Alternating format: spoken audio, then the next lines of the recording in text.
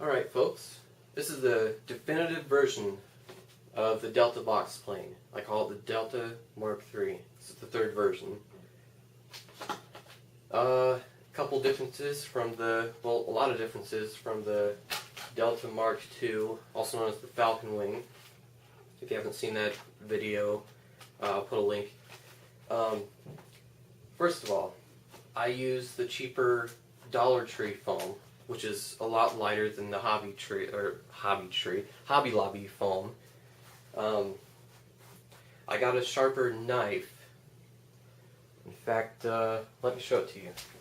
Yeah, I got this high quality knife, very sharp. Now what it does is it keeps the cheap foam from tearing and buckling. It gives it a really clean edge. So with this new knife, I was able to make the nice clean cuts, you know, and it worked fine. Also, I did KF airfoil. I made it a little bit. The KF airfoil is a little bit thicker, a larger step than the Falcon Wing. Another thing, obviously, I painted it red and silver. Looks great in the air. It really stands out. Helps with orientation a lot. It's pretty amazing. I actually use foam safe spray paint.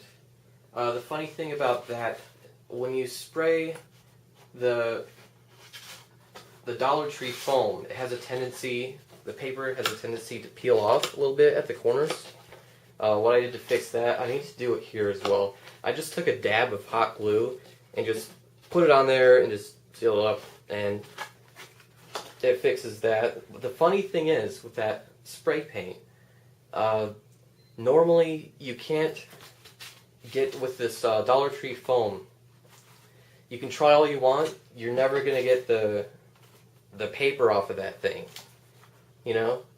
And you know, I tried soaking and everything, but when I spray painted it, sure enough, it just came off. I'm like, well, why do I want to do that? Why do I want it off now? I just spray painted it. That completely ruined it. But just something to look out for. I got the spray paint at Hobby Lobby, if you're wondering. Completely safe with the foam core.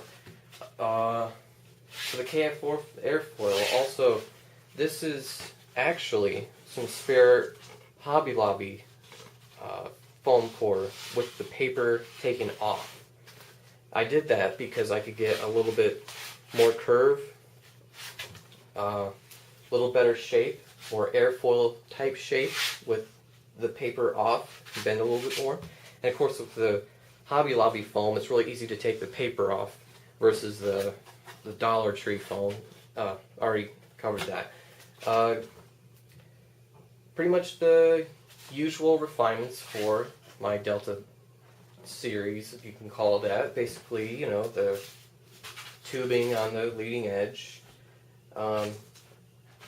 pusher, of course, and I have the same, you know, rubber band and push rod attachment deal. Still have the same Tower Pro 2408 1750 kV motor with the 8.4. I think it's a electric APC style prop. I got it from Hobby King for like $1, so I bought a whole bunch of those. And yeah. So also same Grayson 20 amp ESC. I don't have the electronics installed right now. I'm actually using the servos on another plane. I'll show you in another video. But one thing that's interesting, I learned this from the Mark II, is that when you want to take out the electronics, like the servos and stuff, you have to rip out the KF airfoil. And I didn't plan on that, so I completely tore up the KF airfoil. But what I did on this one was I neatly cut around it. What I'm going to do is I'm going to put some tape on here so I can just, if you can see it, just kind of, whoops, there it fell, but kind of like just a door that can open.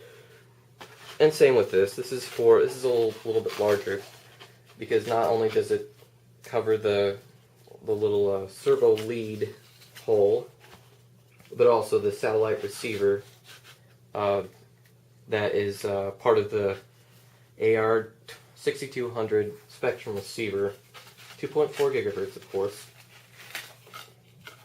So when I wanted to remove that, again, the receiver is in another plane. I'm actually using that plane for FPV, which is pretty exciting. I'll show you that in another video soon here. What else? It's a lot lighter. Another thing I did, instead of using the magnets, I noticed on a crash, even the slightest bump, the dang hatch would come off. The magnets, sure enough, would hold it during flight, but during a crash, it'd just pop off, battery would fall out and everything. So I basically just put a couple pieces of foam through holes and a little rubber band to hold it on. And that works fine. Just pull it back, and there you go. Oop. Hold on, let me take this off. Arg. There's hackers on the web everywhere.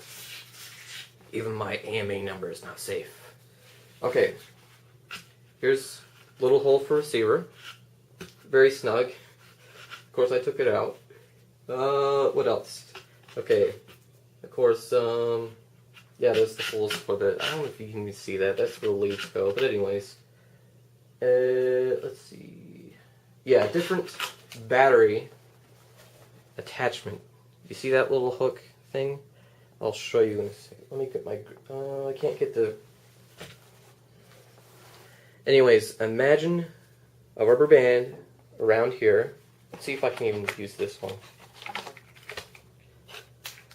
Hold on. Okay.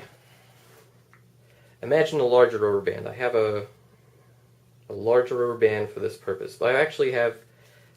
This is really flimsy. I don't use this rubber band, obviously. This is not going to hold. Okay. I have a little rubber band here. You see it? You see it? Alright, you got it? Alright. So I stick it in this way. Oh, I'm making this...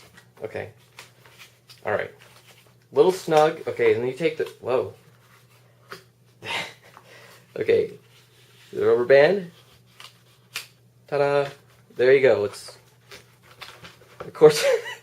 Just a little illustration of just, imagine the more secure rubber band. It works. It works fine. That looks pretty funny. Pretty funny. But anyways, yeah, same battery from the original plane. What was that? Super Tiger, 1250 milliamp, 3-cell, 15C. 15C is completely fine. Do fine with a, medium power. It's kind of a middle of the range power set. It's not really fast and it's not really slow either. It's fine for a Delta like this. And it's kind of a good beginner sport plane where you don't want to go too fast, because you don't want your first pusher type jet thing to go screaming fast like 100 miles per hour. Alright. I should have covered this earlier. Nose cone. I abandoned that silly pyramid type deal. It just never really worked, actually. Sure, it broke off, but it didn't really absorb any of the energy enough. But this does. What this is, I can't find my second. Hold on, this illustration. Now this is actually a micro Nerf football, actually shaved down, cut in half, and shaved down and glued with just a little bit of string, so when it pops off, you don't lose it. But of course, shaved down to fit inside perfectly. And so what that does, of course, when it crashes, bam, it absorbs the impact perfectly. Now what I had done first, I didn't anticipate this. I painted it red with the same paint I did for the body. Completely red, but of course, when, it gets pushed in, the paint flakes off there and it looks nasty. Of course, I wanted to cover up that yellow and blue. It didn't really fit with the style, but anyways, it turned out even more ugly. But it works. It works fine. Well, that's about it. Everything works great, and it's a cool looking plane. And I plan on getting video of this. I plan on getting a second battery so I can get a little bit longer flight times. That's about it for the Delta Mark III video. Another video coming soon. And about that too.